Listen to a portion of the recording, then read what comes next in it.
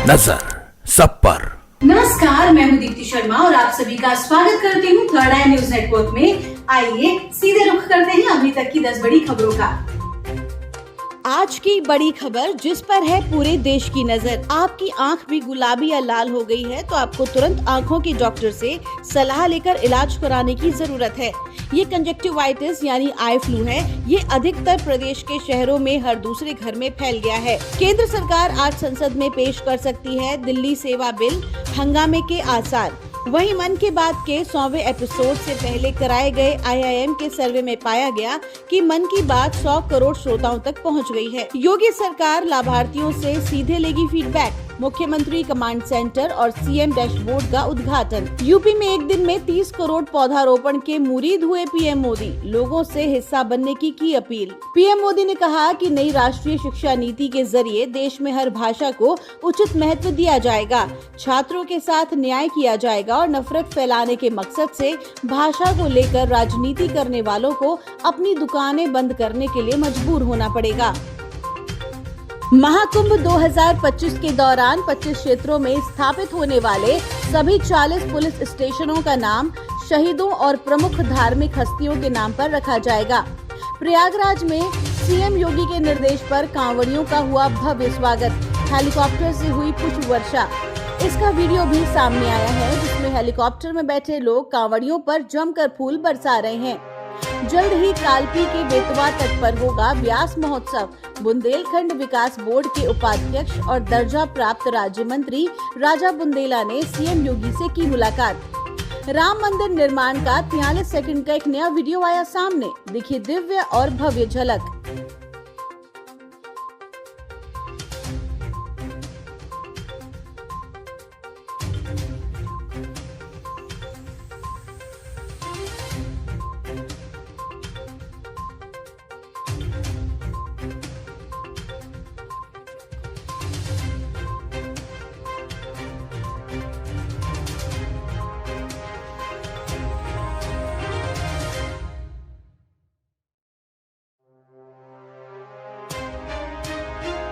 अमरनाथ यात्रा पर शिवसेना ने सरकार के बंदोबस्त पर उठाए सवाल।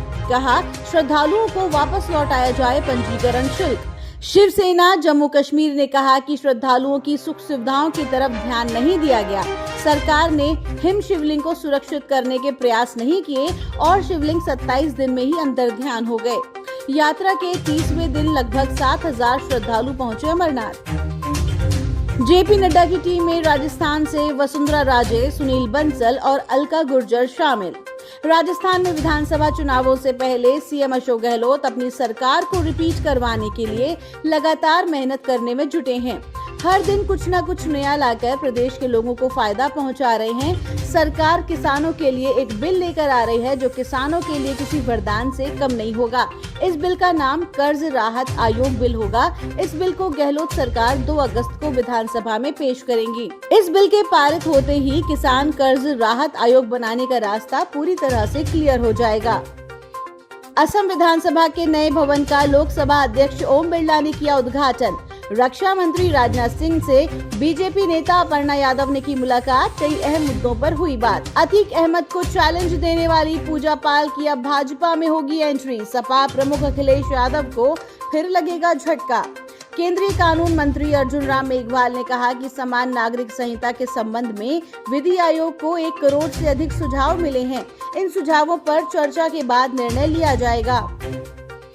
अमेरिका के सांसदों के समूह ने जो बाइडेन प्रशासन से की अपील कि ग्रीन कार्ड के लिए भारतीय आवेदकों को प्राथमिकता देने के लिए उठाए जाए कदम, जिससे आवेदकों के लिए 195 वर्ष तक की इंतजार अवधि को कम किया जा सके। सांसद राजा कृष्णमूर्ति और लैरी बुकशॉन के नेतृत्व में 56 सांसदों के समूह ने इस संबंध में अमेरिकी विदेश मंत्री एंटनी ब्लिंकन को पत्र भेजा है। मणिपुर हिंसा में जला भारतीय फुटबॉलर चिंगलेन साना सिंह का घर और गांव, जिंदगी भर की कमाई गंवाई। राहत केंद्र में परिवार। उन्होंने कहा इस घटना ने हमसे सब कुछ छीन लिया। हमने जो भी कमाया था, हमारे पास जो भी था, सब खत्म हो गया। हमारा घर जला दिया गया है। चूरचंदपुर में मैंने जो फुटबॉल टर्फ बनाई थी उसे जला दिया गया है और ये दिल तोड़ने वाला था। मणिपुर वायरल वीडियो मामले की जांच CBI ने अपने हाथों में लेते हुए जांच शुरू कर दी है। विपक्षी गठबंधन इंडिया के सदस्यों ने मणिपुर के दंगा प्रभावित चुराचांदपुर शहर का दौरा किया। तृणमूल नेता सुष्मिता देव ने कहा कि दल दोनों समुदायों के प्रतिनिधियों से बात करेगा। भारत का तीसरा मून मिशन चंद्रयान-3 अब चांद की कक्षा में पहुंचने से महज 6 दिन दूर है।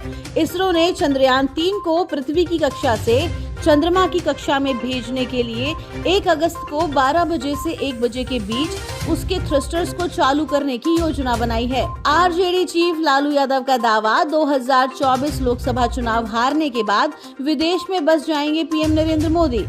इंडिया से बाहर रखे गए ओबीसी भी आए केजरीवाल के साथ दिल्ली वाले बिल का विरोध। सीएम गहलोत का मास्टर स्ट्रोक, 10 अगस्त से महिलाओं के हाथों में होंगे free smartphone. Jaipur Mumbai express train में फायरिंग, आरपीएफ कांस्टेबल ने चलाई गोलियां, एएसआई समेत 4 की मौत। जयपुर मुंबई एक्सप्रेस ट्रेन में आज सुबह एक कांस्टेबल ने अपनी सर्विस रिवॉल्वर से 4 लोगों को गोली मार दी। ये घटना पेंट्री कोर्ट में हुई। 3 आम नागरिक हैं और एक एएसआई टीकाराम मीणा है जो राजस्थान के रहने वाले हैं। आरोपी का नाम चेतन कुमार बताया जा रहा है। वो घटना को अंजाम देकर दहीसर स्टेशन के पास चेन खींचकर उतर गया था। उसने अपने आधिकारिक हथियार से इस घटना को अंजाम दिया। इस घटना की अभी वजह पता नहीं चल पाई है। ये जानकारी सीपीआरओ पश्चिम रेलवे सुमित ठाकुर ने दी। साउथ कोरिया में आयोजित जूनियर वर्ल्ड शूटिंग चैंपियनशिप 2023 में टियाना फोगाट ने अलग अलग मुकाबलों में स्वर्ण, रजत व कांस्य पदक हासिल कर देश का नाम रोशन किया है। दुनिया की नंबर 1 महिला खिलाड़ी और शीर्ष वरीयता प्राप्त इगा स्वातेक ने पोलैंड ओपन के खिताब पर जमाया कब्जा, जीता एक और खिताब। ये उनका इस साल का चौथा टाइटल।